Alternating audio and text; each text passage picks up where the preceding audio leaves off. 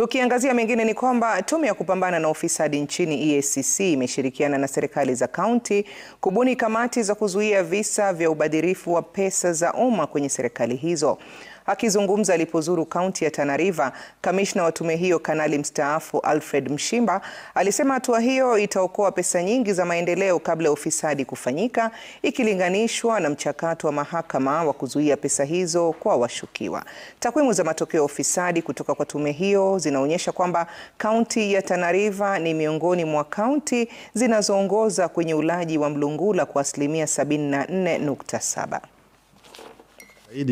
Manake katika kaunti kuna miradi kadhaa, na vile governor ametueleza kuna ule mradi muhimu sana ambao anafanya mambo ya urbanization,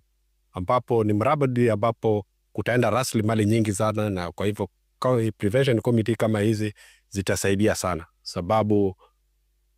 mambo ya investigations na nini, hiyo ni mambo ya kufuata wakati mali imeenda, mradi umesimama, lakini ukizuia kuna faida kubwa zaidi. Kwa hivyo sasa kwenda mbele, sisi tunataka kupartner na kaunti zote na kuzuia mambo ya ufisadi, na pia hata wananchi kusaidia kwa mambo ya kuzuia mambo ya ufisadi. Tumekuwa na kikao hapa kuzungumzia haya yote